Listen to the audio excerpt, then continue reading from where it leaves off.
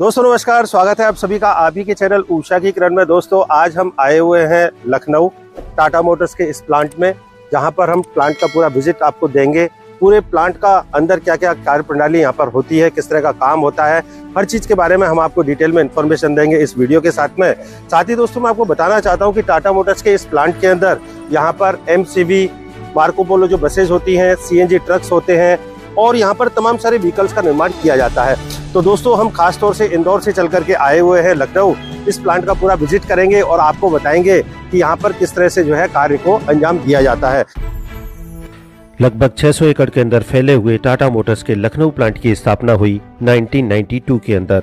5500 के आसपास की मैन पावर के साथ में यहाँ पर रोजाना 300 व्हीकल का मैन्युफैक्चरिंग किया जाता है।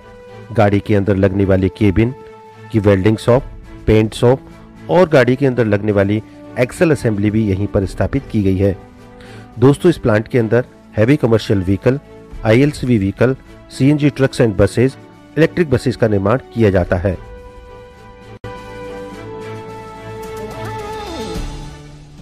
कार्य की शुरुआत होने से पहले डिपार्टमेंट के अंदर मॉर्निंग मीटिंग को आयोजित किया जाता है, जिसके अंदर प्रोडक्शन को लेकर के चर्चाएं की जाती हैं। सेफ्टी इश्यूज, क्वालिटी इश्यूज, किस तरह की प्रोडक्टिविटी रही, क्या इशू रहे पिछले दिन के, जिनका निराकरण क्या किया गया, इन सभी मुद्दों पर चर्चा एक ही स्थान पर खड़े होकर के डिपार्टमेंट हेड और कर्मचारियों के बीच में कर ली जाती है। टाटा मोटर्स अपनी कंपनीज के अंदर महिलाओं की ज्यादा से ज्यादा कार्य क्षेत्र के अंदर सहभागिता को बढ़ाने के लिए महिलाओं को ज्यादा से ज्यादा यहाँ पर अवसर प्रदान करता है। महिला सशक्तिकरण को बढ़ावा देने के लिए टाटा मोटर्स के लखनऊ प्लांट के अंदर हमने देखा काफी ज्यादा तादाद में महिला कर्मी पुरुष कर्मियों के साथ में कंधे से कंधा मिलाकर के काम करती नजर आईं।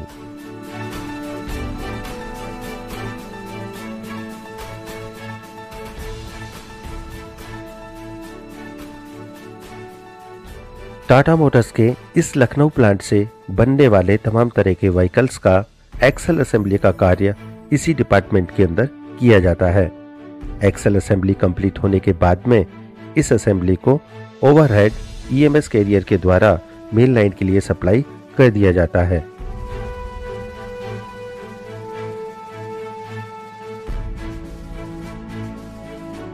अब दोस्तों बात करते हैं मेन व्हीकल असेंबली लाइन के बारे में। सबसे पहले स्टार्टिंग होती है चेसिस फ्रेम के साथ में। चेसिस फ्रेम को ओवरहेड EMS सिस्टम के माध्यम से यहाँ पर लाया जाता है। इसके बाद में इसके अंदर लीफ स्प्रिंग, एक्सल, इन सभी चीज़ों का फिटमेंट किया जाता है।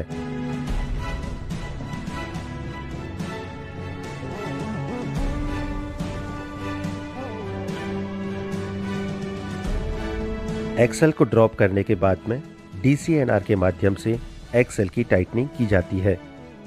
ज़्यादा से ज़्यादा ऑटोमेशन आपको देखने के लिए मिलता है इस तरह की अत्याधुनिक लाइनों के अंदर, जो कि टाटा मोटर्स के लखनऊ प्लांट के अंदर हमने देखा।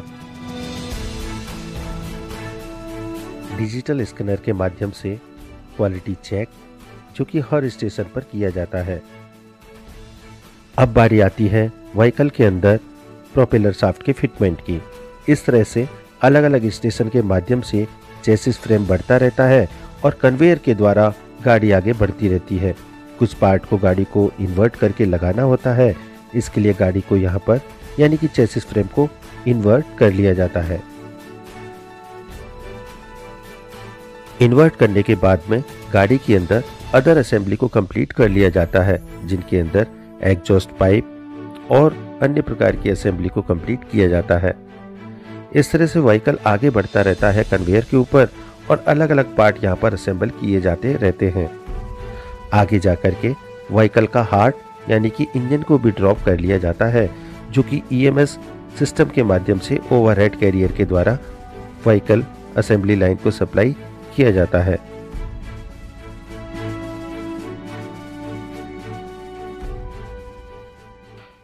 कौन से फ्यूल का इस्तेमाल होना है, कौन सा व्हीकल है, मॉडल के अनुसार व्हीकल के अंदर फ्यूल टैंक, डीजल टैंक या CNG टैंक, इन सभी चीजों को भी यहाँ पर फिट कर लिया जाता है।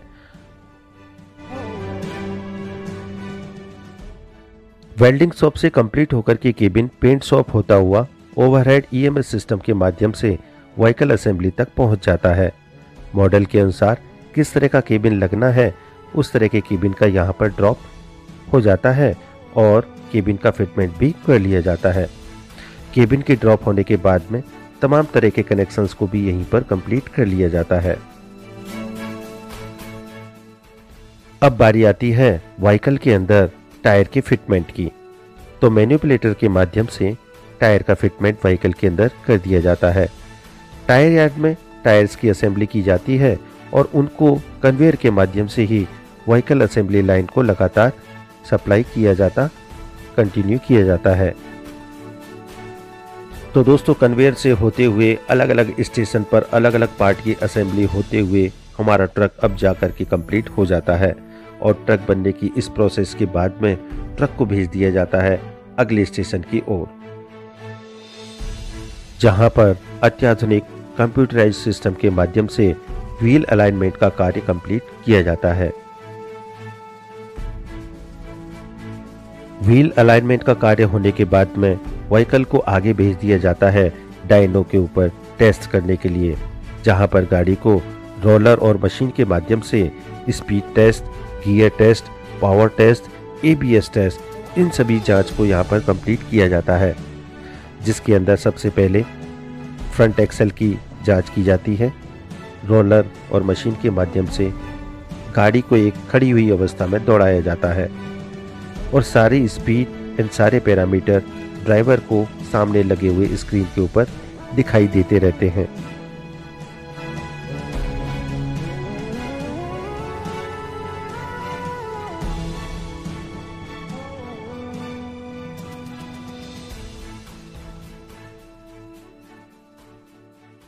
इसके बाद रियर एक्सल की भी जांच की जाती है।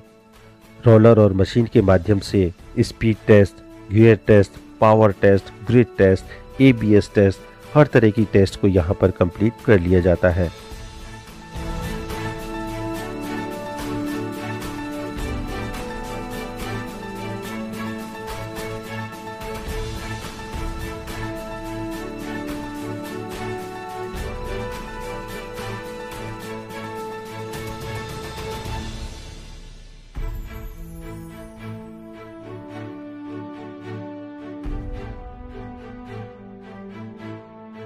अब ट्रक के कंप्लीट होने के बाद में बारी आती है शावर टेस्ट की, जहां पर केबिन के अंदर कोई लीकेज तो नहीं है किसी भी प्रकार का, इसकी जांच की जाती है हाई प्रेशर पानी की बौछारों के माध्यम से, जिसके माध्यम से पता चलता है कि केबिन के अंदर कहीं कोई लीकेज तो नहीं है।